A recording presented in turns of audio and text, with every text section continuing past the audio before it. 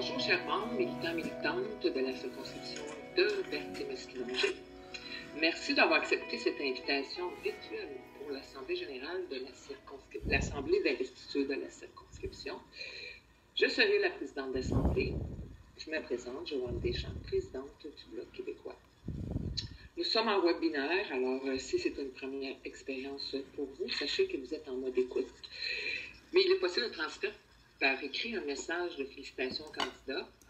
Au bas de votre écran, il y a un onglet Discussion. En cliquant dessus, une boîte va s'ouvrir à droite de votre écran et vous pourrez rédiger votre message. En cliquant sur la petite flèche, vous aurez la possibilité de transmettre aux panélistes et aux participants en même temps, et ainsi tout le monde pourra vous lire. Alors, vous voyez à l'écran avec moi les personnes qui prendront la parole. Il s'agit de la députée de Thérèse de Blainville, Louis Chabot, le candidat de Berthier-Masquinongé, Yves Perron, et le chef du Bloc québécois, Yves-François Blanchet. J'aimerais également souligner la présence parmi nous du président du conseil exécutif de l'organisation de Berthier-Masquinongé, Bruno Saint-Maurice, ainsi que plusieurs députés du Bloc québécois, dont Luc Desilets de Rivière-des-Mille-Îles, Marilyn Gill de Manicouagan, Monique Posé de Repentigny, Simon-Pierre Savard-Tremblay de Saint-Hyacinthe-Bagot, Sylvie Bérubé d'Abitibi-Baie-James, Nunavik EU, Andréane Larouche de Shepard, Luc Cariot de Montcalm, Mario Simard de Jonquière et Martin Champoux de Drummond. Alors, je précise aussi qu'après l'investiture, Yves Perron sera disponible pour des entrevues téléphoniques avec les médias. Alors, j'annonce que, conformément à nos statuts et règlements, une seule candidature a été reçue à la fin de la période de mise en candidature le 5 mars. Et je déclare donc Yves Perron, candidat officiel du Bloc québécois dans la circonscription de Berthier-Masquinongé. Alors, bravo et félicitations, et vous pouvez l'applaudir. J'invite maintenant Mme Louise Chabot, députée de Thérèse de Blainville, à venir nous en dire un peu plus sur le candidat. Merci Joanne. Salutations à tout le monde. Salut Yves, salut chef. Écoutez, c'est un grand privilège qui m'est donné de vous parler un peu de lui, de vous présenter Yves Perron. D'abord, vous savez que Yves, c'est mon collègue, mais c'est aussi mon ami. Et j'en suis pas mal fière. Il y a un petit côté malaisant quand même aujourd'hui parce que c'est aussi mon député. Mais comme vous savez que je suis pas neutre puis que le contraire vous aurait surpris, Yves, je te le dis tout de suite, là, j'ai voté pour toi en 2015, j'ai voté pour toi en 2019, puis tu peux compter sur mon vote pour la prochaine élection. C'est acquis. Pour vous présenter Yves, j'ai pas hésité beaucoup, mais j'ai pensé à force vive ou force tranquille. Puis je l'ai vraiment mis dans le premier clan d'être une force vive. Pourquoi? Parce que Yves, c'est un homme, un député engagé, dédié, dévoué, généreux, bienveillant, reconnaissant. Un homme d'équipe, solidaire, qui aime les gens, qui aime son pays, le Québec, un fier indépendantiste qui sait nous le faire vibrer aussi, nous faire vibrer la fibre en paroles et en chansons. C'est un spectacle à ne pas manquer. Yves, c'est l'homme, c'est le député qui sait lever des barrières et qui sait ouvrir des portes. Fait que vous aurez compris qu'il n'y a rien de tranquille. En tout cas, Yves ne se définit pas comme étant tranquille au sens propre du terme. Bien sûr, Yves Perron sait se montrer patient, mais c'est surtout son côté persuasif qui le distingue.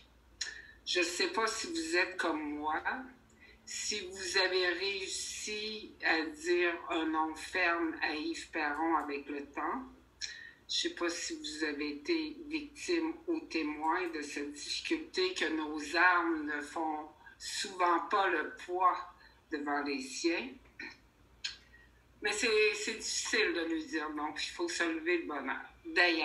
D'ailleurs, un exemple très récent et qui parle. Yves s'est levé en chambre cette semaine à la période de questions Fait que l'honorable député de Berthier-Masquinongé a demandé clairement au premier ministre du Canada s'il allait voter oui ou non sur le projet de loi sur la gestion de l'offre. Et le premier ministre a dû s'incliner et répondre oui. En tout cas, il faut le faire, surtout à la période de questions. C'est pas mal difficile de dire un oui ou un non au premier ministre du Canada. Fait qu'il n'a qu'à bien se tenir, la route est partie. Yves, c'est ça, lui, c'est un parcours de combattant. Il est le fier porte-parole en matière d'agriculture et de gestion de l'offre pour le Bloc québécois, mais je dirais surtout que c'est un fier porte-voix. Parce que même si vous le croisez sur la route, dans son auto ou sur sa moto, je pense pas qu'il y ait encore de tracteur, mais c'est tout comme Yves Perron a tatoué sur le cœur de défendre puis de promouvoir le vaste monde de l'agriculture qui fait partie de notre idée québécoise.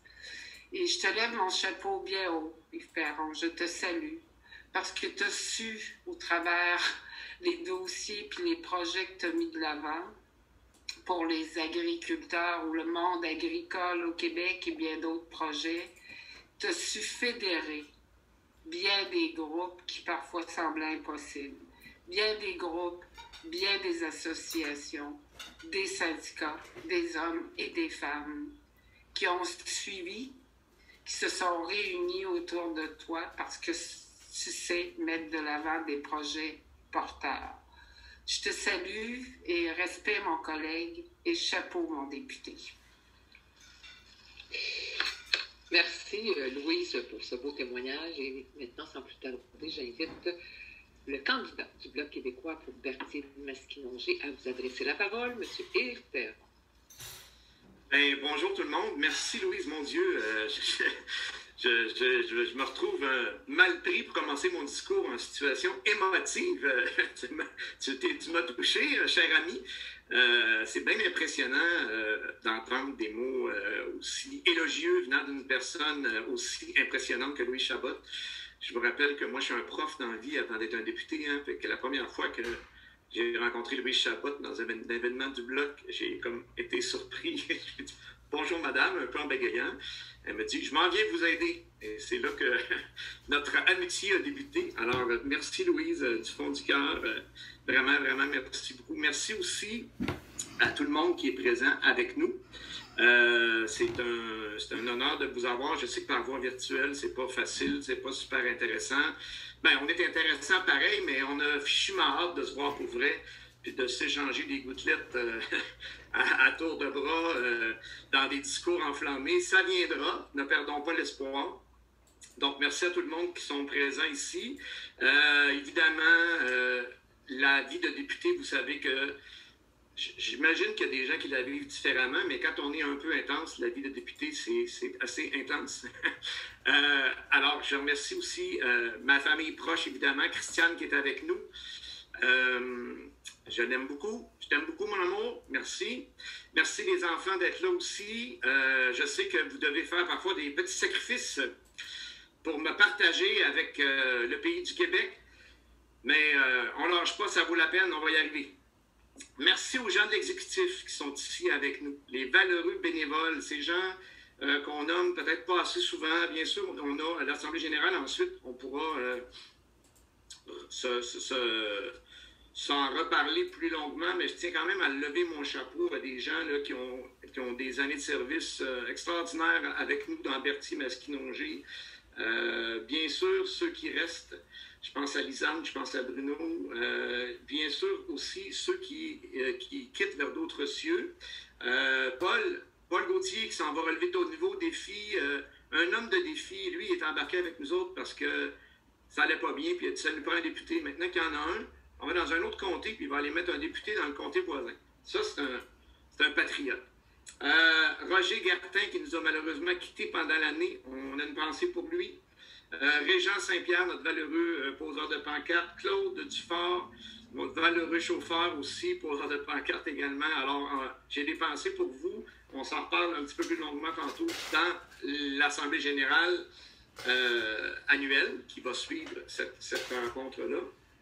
Et où je saluerai bien sûr aussi les nouveaux qui se joignent à nous, les gens qui se sont joints à nous dans l'Internet depuis la dernière Assemblée générale. Donc, je vous remercie d'être là. Je remercie aussi particulièrement l'équipe de bureau. Écoutez, ces gens-là, j'ai l'air fin de même, là, puis tout le monde me dit « Ah oui, Yves, il est fin, puis tout ça », mais mon Dieu, que j'ai fait travailler, ça n'a pas d'allure, des fois, je me sens coupable. Alors, je dois saluer ces gens-là pour leur dévouement constant. Lynn Tanguy, qui dirige le bureau de main de maître et qui est une référence, qui me sécurise à toutes les fois qu'on en a besoin, qui est là pour que tout soit en ordre. Merci beaucoup pour tout ce que tu portes sur tes épaules. Ingrid Hackman, écoutez, Ingrid Hackman, c'est une machine de guerre.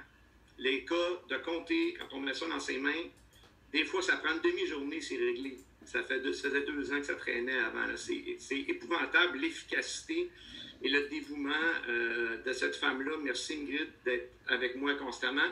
Et Julie Boucher, le grand cœur de maman. Écoutez, c'est tellement une mère dévouée que des fois, j'ai l'impression que je suis son 4e enfant quand elle prend soin de moi et qu'elle me donne des conseils pour les photos et ainsi de suite. Donc, merci beaucoup à vous trois. Merci aussi, moi je tiens à dire un petit merci aussi à ma recherchiste Mélanie Boyer, des gens de l'ombre qu'on nomme pas souvent, puis on a nommé tantôt les dernières réalisations dans le dossier agriculture agroalimentaire. Eh bien, évidemment, il y a du travail d'ombre là-dedans, puis il y a quelqu'un qui nous soutient constamment toutes les fois que je l'appelle, malgré une occupation énorme. Et ça, c'est mon amie Mélanie, puis je salue d'ailleurs en même temps tout le monde de la recherche. Si vous saviez les gens de qualité qu'on a au Bloc québécois, là, qui sont là pour nous supporter au niveau contenu. C'est pas pour rien qu'on arrive à avoir l'air brillant quand on parle en public, hein, c'est parce qu'il y a des gens en arrière de nous qui nous ont soutenus adéquatement. Donc, merci vraiment beaucoup. Vous savez, faire de la politique, il y a 2 façons de voir ça. Il y a peut-être des gens qui en font parce que c'est un peu... il y a une petite gloire qui vient avec ça, une popularité ou ainsi de suite. Il y a peut-être des gens qui en font parce que, bon, ils veulent aller plus loin, donner une super ambition, faire une carrière, ainsi de suite. Mais je vous dirais que les gens au Bloc québécois qui font de la politique le font par conviction, le font par sens de la nécessité, pour l'intérêt du bien commun. Et ça transparaît tellement dans le Parlement canadien, mes amis, là. C'est incroyable. Il y a plein de choses magnifiques dans la politique. Il y a des choses difficiles aussi. Il y a des choses qu'on aime moins. Je me souviens, entre autres, là, avant la première campagne en 2015, l'idée de mettre ma face sur des pancartes partout, j'aimais pas ça. D'ailleurs, c'est encore quelque chose qui m'achale un peu. Là. Je ne suis pas le meilleur député pour fournir des photos de la vie quotidienne. Je m'excuse encore, Julie. Des fois, je me force, j'y en fais, mais c'est pas mon dada préféré, mettons. Il y a les horaires, hein, que c'est super irrégulier, ainsi de suite. Il y a toute la bureaucratie qui tourne autour. Écoutez, je vous donne un exemple concret, là. On a demandé un réaménagement du bureau à Ottawa au mois de novembre 2019, puis ils le font le 16 mars. Là. Ça vous donne une idée de la bureaucratie des fois. C'est sûr qu'il y a eu la COVID, là. Mais les choses qui ne bougent pas vite, quand on est des gens d'action, on aime ça, on veut défoncer les murs. Mais le gros positif, c'est qu'on aide le monde. Le gros positif, c'est qu'on fait avancer notre cause. On peut changer les choses. Puis, doutez-en pas. Et investissez-vous. Tout le monde qui nous écoute, là, si ça vous tente de venir vous investir, puis c'est pas une question de « Ah, ben mais j'ai pas le temps », ainsi de suite. Hey, si c'est 1 heure dans le mois, ça sera ça. Si c'est 10 minutes, ça sera ça. Si c'est 10 heures, ça sera ça. Mais chacun donne selon ses capacités puis son goût. Et c'est tous ensemble qu'on arrive à quelque part. Puis ça, une fois qu'on a compris ça, c'est là qu'on est capable de faire de la grande politique. Je vous parlais tantôt des choses qui sont difficiles. En politique, moi, ce que je trouve particulièrement difficile, je suis peut-être un gars trop sensible, là, mais c'est la petite politique. Hein, de certains partis politiques là, qui vont faire des discours contre nous pendant des semaines, nous dire qu'on est dans le champ, puis finalement, parce qu'on a réussi à convaincre tout le monde autour, puis qu'ils vont avoir de l'air pas trop brillants s'ils ne suivent pas la game, et qui votent en dernier recours, tout le monde comprend de qui je parle ici, là, et qui votent en dernier recours avec nous, et qui le lendemain essaient de récupérer ça dans les réseaux sociaux en disant qu'ils sont donc bien extraordinaires, qu'on va pouvoir étudier la question en comité. Ça, je vous fais une confidence, je trouve ça très difficile de rester calme devant ces gens-là. Heureusement, il n'y a personne dans ma gang autour de moi qui est comme ça. Et c'est ce qui fait notre force. On est des vrais. On est là pour les bonnes raisons.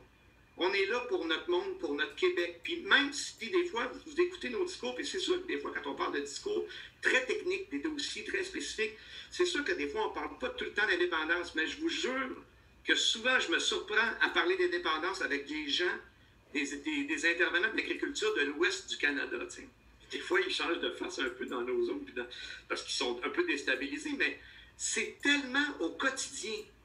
Quand on siège au Parlement canadien, c'est tellement évident que, dans le fond, là, c'est pas notre Parlement. On a besoin d'avoir notre Parlement et de contrôler nos affaires à nous autres. Et je pourrais vous donner des exemples jusqu'à demain matin. Puis encore une fois, ça va m'arriver encore aujourd'hui, je vais peut-être vous faire rire un peu, là, mais là, on me donne à peu près 10 minutes. Quand on me donne 10 minutes en chambre, j'ai toujours l'impression que je ne suis pas trop sûr que je vais être capable de le remplir. Puis finalement, le temps finit, puis j'ai dit moins de la moitié des choses que je voulais dire. On appelle ça une grande gueule, peut-être, je ne sais pas. Mon chef pourra vous en parler. Donc, écoutez, les gains, là, le Bloc, quotidiennement, fait la démonstration que c'est important qu'on soit là. Et l'ironie là-dedans, c'est que souvent, quand on soulève, on brasse la poussière, nous autres, là, hein, pour ne pas dire on brasse la marde. On leur met des sujets d'en face. Là. Entre autres, quand on a fait le débat sur la langue, on se faisait dire dans le même débat que le Bloc ne servait à rien. C'est drôle. Ça faisait 51 ans qu'il n'y avait pas eu de débat sur la langue française à Ottawa.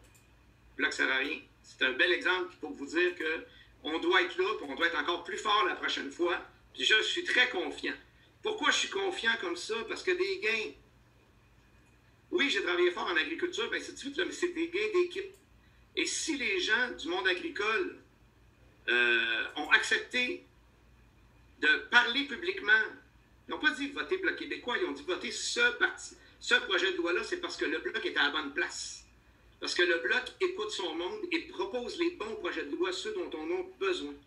C'est ça qui s'est passé. Fait qu'on a eu des gains. La Commission canadienne du lait, entre autres, les compensations pour nos producteurs, l'adoption de C-216 en comité dans la dernière semaine, tout ça, c'est des gains importants qu'on a gagnés parce qu'on est intègre, parce que les gens nous font confiance et parce qu'on arrive, à force d'être là en rassembleur, à convaincre les gens des autres formations politiques que peut-être qu'on est obligé d'aller voir cette piste-là parce que peut-être que ça a bien de l'allure. Et tout ça, mes amis, tout ça, c'est possible parce qu'on a eu un chef extraordinaire qui a accepté. Vous savez que j'étais président avant que Yves-François Blanchet soit notre chef. Donc, moi, j'ai vécu les premiers moments.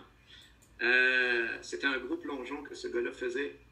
Puis je vais vous faire une confidence aujourd'hui. On savait tous qu'il serait très bon, mais on n'avait pas idée comment il serait aussi bon que ça. C'est un homme extraordinaire. Et c'est pour ça que ça me fait plaisir de lui céder la parole dans les prochaines minutes, parce que je vois que j'ai déjà défoncé mon temps, comme j'en ai malheureusement l'habitude. Ce chef-là, vous savez, je parlais des choses difficiles en politique, là, je vais prendre 30 secondes parce que ça vaut à peine que je vous le dise. Souvent, les gens qui ont peur de faire de la politique, on dit « Ah, en politique, la ligne de parti, c'est difficile, ainsi de suite. » Écoutez, ce chef-là, bon, malgré que des fois son sens de l'humour peut être questionnable à certaines occasions, il a une droiture intellectuelle, une façon d'analyser les choses. Et j'ai un grand plaisir à suivre cet homme-là fidèlement parce que je suis à peu près tout le temps en symbiose idéologique avec cet homme-là. Et il a une vision claire de où est-ce qu'on s'en va. Puis cette vision-là, c'est oui, on défend le Québec, oui, on fait des gains l'autre côté de la rivière dans le Parlement étranger en attendant, mais cette vision-là va nous amener aussi au pays du Québec. Et c'est pour ça, aujourd'hui, que le Bloc québécois est une force politique aussi imposante, je vous dirais. Il y a même des gens qui disent qu'on n'est pas encore en élection parce que peut-être que nous autres, on est trop forts un peu et que Justin a peur. Ça se peut. Ça ne me surprendrait pas. Alors, sur ce, je cède la parole à mon très estimé chef, Yves-François Blanchet. Merci tout le monde et je vais essayer de vous servir avec autant de ferveur que je l'ai fait dans les derniers mois, dans les prochaines années. Merci.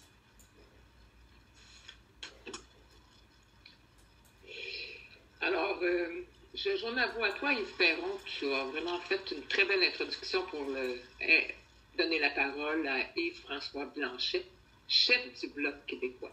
À vous la parole, Yves-François. Bien le bonjour tout le monde. Bien bonjour Yves Perron. On va se reparler, Yves Perron. Bonjour à l'exécutif, ancien et futur nouvel exécutif de Berthier-Masquinongé. Bonjour à Louise, qui était en effet à l'époque où on était quand même un peu utopiste dans notre volonté de redémarrer le Bloc québécois.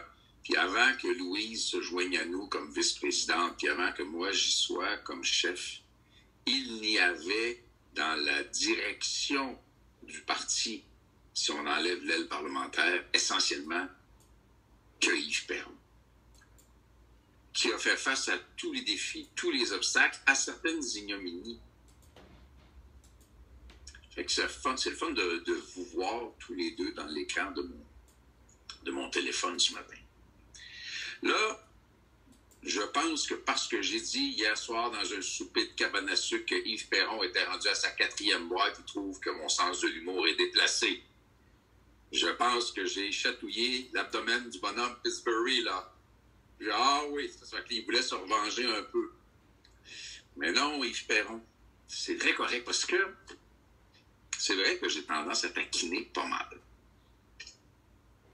Et les gens qui me connaissent un peu, ce qui n'est pas nécessairement un avantage, sauront que c'est probablement l'héritage d'autres générations où l'affection s'exprimait souvent par l'humour. Et Dieu sait comment d'affection j'ai pour Yves Perron. Pour plusieurs raisons. Je vais commencer par un point qui est absolument fondamental. Parce que Louise disait, est-ce que c'est une force tranquille, une force vive? Dieu du ciel, Yves Perron, malgré certaines apparences à l'occasion, est tout sauf tranquille. Yves Perron n'est pas un anxieux ou un angoissé pour des états d'âme personnels. Yves Perron est un fébrile, souvent inquiet à cause de la profondeur, de la détermination, de l'absence complète d'ambiguïté dans son engagement. Pour lui, il faut que ça marche. Et il est impossible qu'il ait l'impression de ne pas tout avoir fait ce qu'il pouvait faire pour que ça marche. Et même quand Yves Perron aura tout fait ce qu'il faut faire pour que ça marche, il va encore penser qu'il n'en a pas fait assez.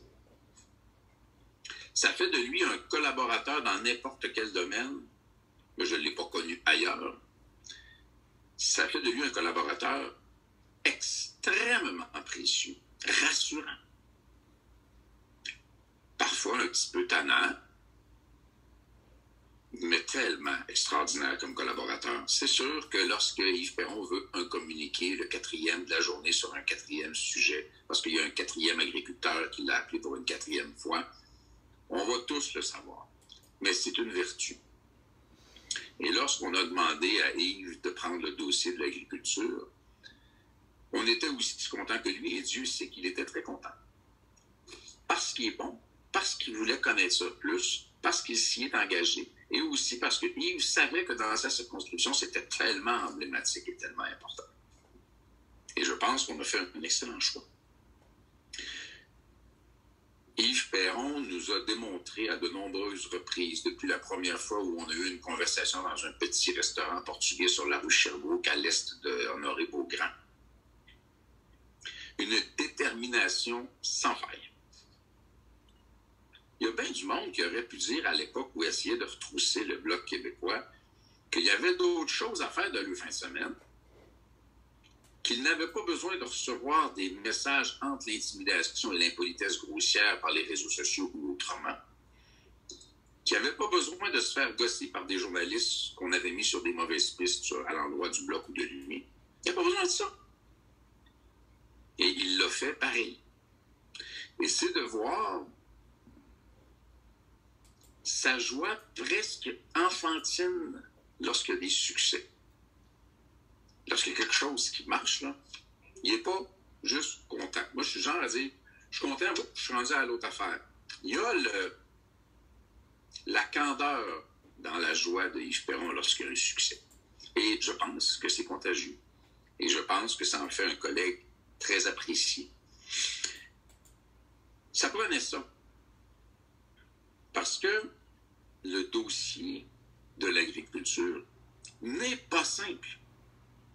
La vision de l'agriculture avec un vague fantasme d'autarcie du 19e siècle où on avait nos propres radis, nos propres carottes, nos propres patates, dont le potager est une prolongation au 20e siècle et au 21e siècle, est devenu un secteur économique d'une grande complexité avec des acteurs puissants. Tu n'avances pas avec le milieu agricole gros gens comme devant. Tu ne bouscules pas. Tu ne joues pas des bras. Et tu ne t'y aventures pas si tu n'as pas une excellente connaissance de tes dossiers. Et il va rencontrer tout ça. On a gagné, à date, l'essentiel de la bataille de la gestion de l'offre. Pas tellement. Oui, on a un vote en notre faveur. Et le vote en notre faveur était basé sur le fait qu'on avait démontré avoir raison. Mais pour que ça se produise, ça a pris, bien sûr, la collaboration de la recherche et tout.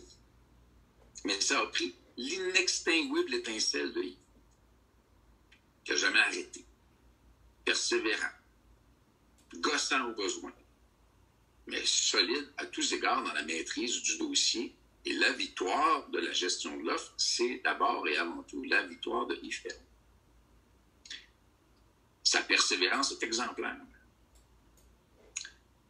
L'agriculture, c'est aussi, on en parle parfois, mais on prend toujours l'angle de la gestion de l'offre.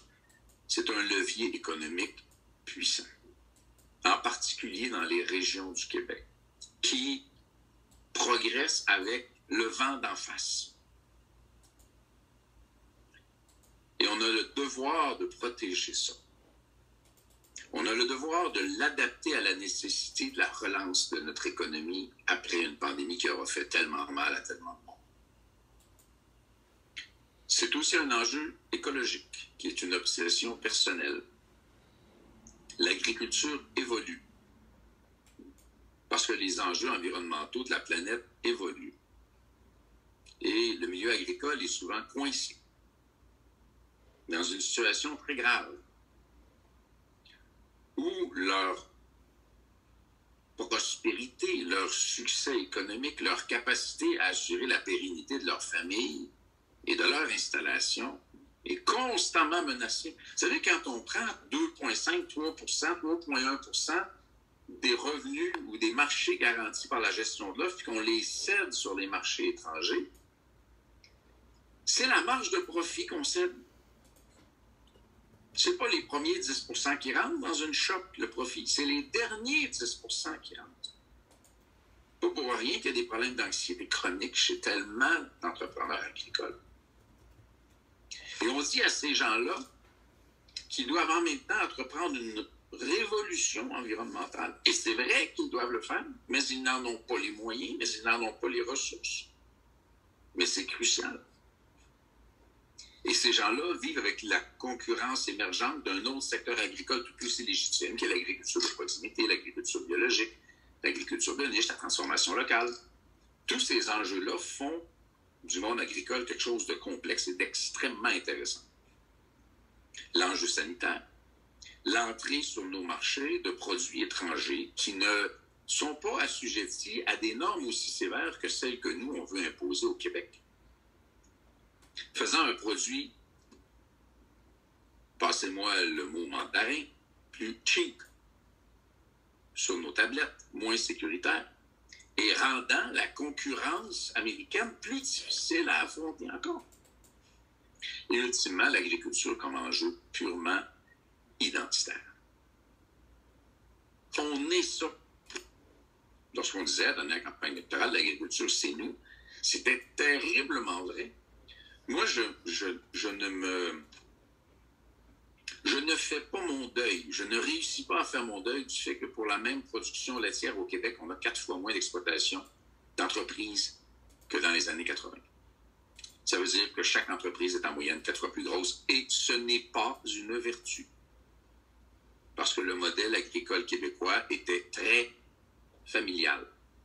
Pas pour rien que récemment, avec Yves, on rencontrait des gens de la relève agricole qui ne sont pas capables d'acheter les propriétés agricoles de leurs parents. C'est plus payant pour les parents et plus facile pour un étranger de l'acheter. Évidemment, c'est une invitation à porte grande ouverte à la concentration des entreprises agricoles. Et la concentration des entreprises agricoles nous approche d'un modèle comme on en trouve au Wisconsin avec 14 000 marches. Il faut protéger ça. C'est ce qu'on est. Je lisais hier une personne qui vivait dans l'incohérence conservatrice. Il doit y avoir une zone de confort dans l'incohérence conservatrice parce que Dieu sait qu'il y a de l'incohérence chez les conservateurs. Le projet de loi passe en deuxième lecture. Les conservateurs n'ont pas la colonne vertébrale pour se concerter quant à leur vote. Fait que les députés québécois votent en faveur et le chef O'Toole vote contre et une majorité de députés conservateurs votent contre. Et Richard Martel, pour ne pas le nommer, mais je l'ai nommé 14 fois dans les réseaux sociaux depuis ce temps-là parce que ça n'a pas de bon sens ce qu'il a fait, ça n'a pas de bon sens. Qu'elle se vanter du succès de la protection de la gestion de l'offre par les conservateurs, mais il y a des mots qui ne se disent pas en public, je vous les épargnerai, imaginez les pires, puis dites-vous que c'est ceux-là que je pense. Fait que, évidemment, Yves, Alexis, Mario, on s'est mis sur son cas un peu. Je ne me mets pas souvent sur le cas de quelqu'un, mais il y a des maudits clients. Si les conservateurs sont pour la gestion de l'offre, pourquoi le chef a voté contre? Après avoir dit qu'il la protégerait, là, pourquoi la majorité des députés ont voté contre? Ils ne sont pas avec le Québec. Ils ne sont pas avec les Québécois. Puis là, la personne a dit, oui, mais pour les marchés, la protection de... Un journaliste, en plus, a dit, écoute, tu as le droit d'être journaliste et militant, c'est préférable que tu le dises à l'avance. La gestion de l'offre est plus sécuritaire au niveau sanitaire, au niveau de la protection des prix, au niveau du modèle agricole québécois, et au niveau écologique. Je ne sais pas où est le problème avec ça. Moi, je ne vois que des avantages. Yves est au bat et ça fait partie profondément de notre identité à nous. Ça demande de composer avec le milieu agricole de l'habilité et de la diplomatie. Vous comprendrez, je viens de vous dire qu'il y en a. Il y a ça. D'abord parce que à l'époque où la fonction de président du parti que Joanne occupe maintenant demandait beaucoup plus de patience, un bureau national du Bloc québécois, ça pouvait durer 2 jours. Et en général, le principal auditeur de la personne qui parlait était la personne elle-même qui s'écoutait parler. Ce qui ne rend pas l'exercice moins long. À l'heure actuelle, on traverse un bureau national grâce à la pointe de fer de Joanne et José en à peu près 2 heures. Je me rappelle que ça s'est beaucoup accéléré après la transition et que quand Louise Chabot est arrivée, là, ça s'est mis à aller plus vite. Parce que quand Louise disait qu'elle voulait parler parce que quelqu'un parlait pour rien dire, allez vous cacher. C'était fait avec gentillesse, avec le sourire, mais les entrailles étaient sur la table. Après, c'était fini. Il n'en restait plus. Et ça a évolué. Mais à l'époque où il va essayer de tout ramener ça ensemble, ça prenait une patience et une diplomatie ahurissante. Être capable de convaincre l'UPA de progresser avec une organisation politique et de mesurer le niveau de proximité, parce que si tu fais trop affaire avec le Bloc, tu as des problèmes avec les libéraux, puis le Canada, puis là, ça prend une diplomatie exemplaire que Yves a aussi. Donc, l'agriculture sera au cœur de l'élection. Elle l'était la dernière fois, elle va l'être, et ça devrait l'être tout le temps. Ça va être avec le sujet des aînés qu'on ne lâche pas, qu'on ne lâchera pas. On n'est pas à la bonne place pour des raisons politiques, on est à la bonne place pour des raisons humaines, pour des raisons de compassion, parce que ça n'a aucun maudit bon sens de regarder les gens qui ont construit la société dans laquelle on se roule. Les gens qui ont construit la société, qui payent le billet d'avion d'un petit con qui s'en va s'habiller avec un casque orange, faire des prières en Inde. Ceux qui ont payé pour ça, là, ne réussissent pas à faire indexer leur chèque de pension. Sont la très grande majorité de ceux qui périssent de la COVID-19. La très grande majorité de ceux qui souffrent, même s'ils n'en périssent pas. Les plus isolés et ceux dont le pouvoir d'achat n'a connu aucune amélioration. Payant politique, tant mieux. Mais on a d'abord et avant tout un devoir et les gens seraient moins cyniques face à la politique si tout le monde était capable de se comporter avec un sens du devoir et un sens de l'honneur que commande le mandat solennel qui nous est confié. C'est une autre qualité de mon ami. Les transferts en santé. Ça, c'est plus dur, c'est compliqué, c'est des bébelles de fonctionnaires, puis de gouvernement qui chicanent, c'est vu comme du tatouinage par les citoyens, on l'a testé. La qualité des services qu'on est capable d'offrir à nos gens est tributaire des moyens qu'on est capable d'investir dans ces services-là. Or, il y avait eu une entente dans les années 60 et 10, de telle sorte que la moitié des coûts du système de santé sans ingérence devait être couvert par des transferts fédéraux. Mais Justin Trudeau est un centralisateur qui veut casser le Québec et les francophones, puis partez-moi pas sur l'immigration francophone dans le reste du Canada pour sauver le français. Il y a 80% de francophones au Québec, on ne réussit pas à intégrer en français de façon adéquate les immigrants francophones qui choisissent le Québec. Je m'excuse, là, mais à Saint-Boniface, au Manitoba, ils ne réussiront pas. Il est hors de question d'abandonner les francophones hors Québec, mais la manière de le faire, elle est institutionnelle et ce n'est pas en assurant une immigration francophone qui va aller se faire assimiler en anglais ailleurs au Québec. C'est pas ça la solution. Est-ce que ça en fait partie? Peut-être, s'il y a des institutions qui les accueillent. Mais bref, je m'écarte. Le transfert en santé, c'est une obligation du gouvernement fédéral. Le Québec dit, pas juste la CAQ, l'ensemble, la totalité du Parlement Québec, notre seul Parlement national, ce qui sera le seul Parlement de notre pays, demande les transferts en santé. Le gouvernement fédéral fait de la magouille politique avec ça. Le gouvernement fédéral essaie de brader la santé de nos gens en échange d'avantages politiques partisans pour le Parti libéral de Justin Trudeau. C'est ça, la réalité. C'est plat, mais c'est ça. Un autre sujet qui va être crucial et qui doit le rester, et j'ai été très intéressé par des études qu'on a fait faire, des groupes de consultation. Les gens ont adhéré à la nécessité de la transition écologique. Pendant longtemps, on parlait d'environnement, puis c'était, tu ne peux pas dire que tu es contre. Fait que tu dis que tu es pour, mais dans le fond, ça t'énerve, tu veux un pick-up. D'abord, tout ça, c'est des caricatures. Quelqu'un peut avoir besoin d'un véhicule motorisé plus gros pour son travail, puis pénaliser pour ça, ça serait une maudite drôle d'idée. Mais les gens, maintenant, disent que la relance économique doit se faire dans un cadre environnemental différent. Ça, pour moi, c'est tellement extraordinaire. C'est tellement une bonne nouvelle. D'abord parce que c'est ce que nous, au Bloc québécois, au moins depuis 2019, on met de l'avant. Création de plus de richesses à partager de façon plus humaine, plus équitable à travers nos gens, sans recourir à l'énergie et à l'économie du passé qui est basée sur le pétrole au Canada, comme c'est basé sur le pétrole en Arabie Saoudite, comme c'est basé sur le pétrole en Russie.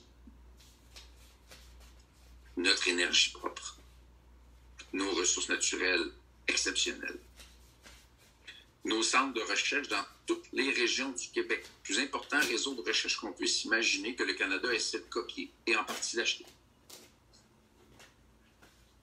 Compétences en ingénierie qui, malgré plusieurs écarts largement dénoncés, sont quand même exceptionnelles au Québec.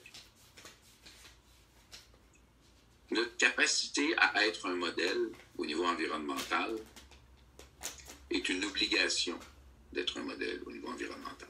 On n'a pas le droit de ne pas le faire. Et ça crée un clivage insurmontable entre le Canada et nous. Nous sommes des gens de vérité, de fait et d'action. On est confronté à des gens de manipulation, d'images et d'idéologies parfois discutables, qui sont construites souvent à notre détriment. Ce sera quand cette campagne électorale-là? Votre gageure vaut la mienne. Parce qu'on pense tout le temps, puis les journalistes, c'est leur travail, les commentateurs, je l'ai déjà fait. Ils vont vous dire une chose aujourd'hui, ils vont dire le contraire demain, puis ils vont vous assurer que c'était vrai les 2 fois. Donc, les élections sont au printemps et ne sont pas au printemps, puis c'est vrai dans les 2 cas. La réalité, c'est qu'un premier ministre ménage des fenêtres électorales.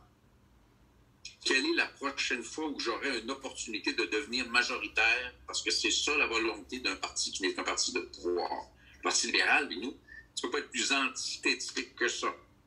Le Bloc québécois existe en sachant qu'il n'exercera jamais le pouvoir exécutif. Et le Parti libéral est prêt à tout pour ne faire que ça. C'est quand même pas petite différence. Et s'ils voient une opportunité de devenir majoritaire, ils vont s'en emparer, quels que soient les arguments qu'on va sortir, pandémie, pas pandémie, puis vaccin, puis tout ce que vous voudrez. Si l'option se présente, ils vont y aller. On sait que dans 2 mois, déjà les chiffres au Québec sont extrêmement encourageants, mais une hirondelle ne fait pas le printemps. Dans 2 mois, le nombre de nouveaux cas va avoir beaucoup diminué. Et le nombre de décès a atteint 5. Je pense que c'est la première fois qu'on descend aussi bas que ça. Dans 2 mois, il y aura presque plus de décès. Ça va être le printemps. Et rendu là, il y a des bonnes chances que l'anxiété pandémique soit beaucoup plus basse qu'elle ne l'est maintenant. Et il y aura en effet une fenêtre électorale pour des élections qui se tiendraient au milieu du mois de juin. Ça vient avec l'obligation, pour nous, d'être fin prêt. D'une manière originale, parce que je me rappelle de la dernière campagne électorale, quand je suis allé me promener avec Yves à quelques reprises, une fois d'ailleurs où la voix m'avait complètement cassé, et aussi cette fois fort sympathique qu'on était allé à Saint-Alexis avoir envie de manger de la truite. Celle-ci va être différente. On ne pourra pas serrer de main, on ne pourra pas... plein de trucs qu'on ne pourra pas faire. C'est vrai pour les autres comme c'est vrai pour nous. Si nous prenons l'initiative d'inventer quelque chose, ils vont s'arranger pour que ce soit déclaré pas prudent, puis s'en prendre à nous. Mais si eux autres ont le droit de faire quelque chose, on aura le droit de le faire. Alors dites-vous bien que quoi qu'il arrive, moi j'ai l'avantage d'être 4 fois plus présent sur mon territoire que eux autres sur le leur, parce que j'en couvre 4 fois moins, parce que j'irai probablement pas faire campagne en Alberta. Bien que nous eûmes la tentation la dernière fois d'aller faire un petit bout de campagne en Ontario, mais bon, on était sur le bord d'avoir des fourches et des faux qui allaient sortir des granges pour nous faire sortir de là. On est revenu. Et je ne vous donnerai pas de détails, mais il y a aussi des perspectives d'aller faire un petit tour à l'extérieur du Québec à la prochaine campagne électorale. C'est parfois sympathique. Et il y a des gens qui ont besoin d'un coup de main. Et je suis très fier que les Canadiens qui sont francophones et les Acadiens aient reconnu la sincérité de nos interventions dans le sens de leurs intérêts la dernière fois. Fait que ça pourrait être très bientôt. Je vais finir avec un dernier truc intéressant. Yves disait, écoutez, on pourrait parler davantage d'indépendance. Et dans le mouvement indépendantiste, on regarde les cracks par lesquels on va se faufiler pour faire la démonstration de la pertinence de l'indépendance. Mais dans la mesure où, dans le caucus du Bloc québécois, il n'y a personne qui a de complexe avec l'idée d'indépendance. On est sorti de cette espèce de dynamique où il faut se mettre un souverainomètre pour voir si on a tout le bon niveau d'indépendantisme dans la gang. Personne doute de personne. On est tous là pour ça. Puis on est tous conscients d'être tous là pour ça. Alors, on prend chaque occasion d'en parler. Mais ce qui est merveilleux, c'est qu'à défaut d'avoir des complexes, les occasions viennent d'elles-mêmes. Et c'est ça qui est extraordinaire, parce que lorsqu'on fait le raisonnement, que ce soit en emploi avec Louise, ou que ce soit sur la dévie avec Julie, ou que ce soit en culture avec Martin, ou ce que vous voudrez, la fin du raisonnement logique de ce qu'on fait nous amène toujours à dire, écoutez, toute solution qu'on va amener va forcément être temporaire, il n'y en a qu'une qui soit permanente, refaites la grille d'analyse, plaquez-y le principe de la souveraineté, puis vous allez voir qu'on l'a réglé le problème. Ça vient tout seul.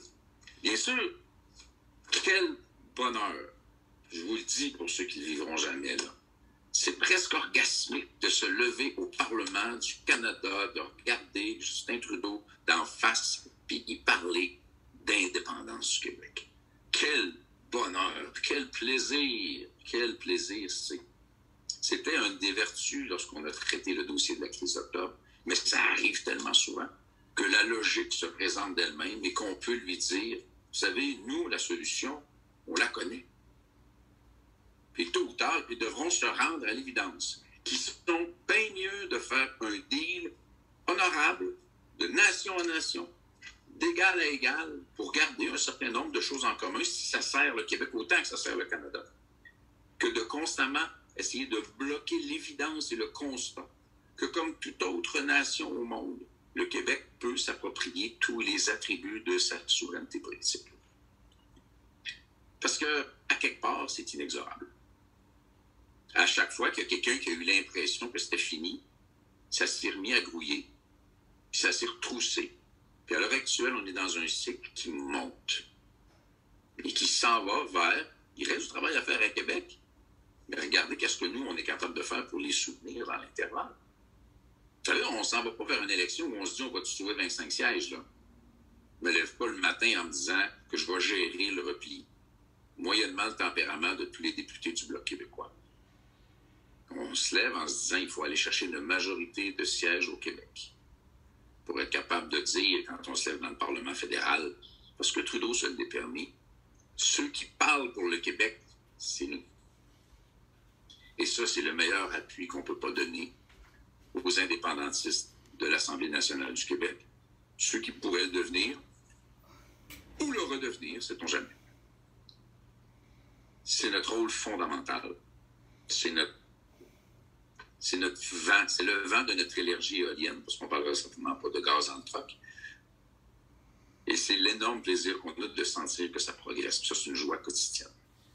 Et c'est une joie que j'ai un plaisir particulier à chaque fois à partager avec chacun de nos députés, avec chacun des gens qui travaillent avec nous, avec chacun des militants dont je m'ennuie parce qu'on se voit moins. Et aujourd'hui, vous me permettrez d'insister avec, non pas mon collaborateur, non pas mon collègue, non pas mon partenaire, mais avec mon chum Yves Perron.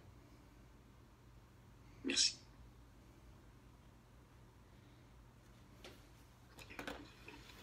Merci François. Vos allocutions sont toujours inspirantes et vous invitent à être prêts pour le prochain rendez-vous électoral. Alors, c'est ce qui met fin à cette Assemblée générale d'investiture. J'aimerais rappeler aux membres qui sont en ligne présentement que suivra l'Assemblée générale de la circonscription de Berthier. Alors, encore une fois, merci de votre présence. Nous étions plus de 80 participants à cette AGI, alors c'est formidable. Et encore une fois, félicitations à Yves Perron. Je vous souhaite à tous une bonne fin de journée. Merci beaucoup d'avoir été là. Merci beaucoup tout le monde. Très apprécié votre présence. Puis chef, le jour où tu arrêteras de me taquiner, je m'en inquiéterai, bien sûr, mon cher ami. Salut. Et les gens, on reste ensemble pour l'Assemblée générale. Merci.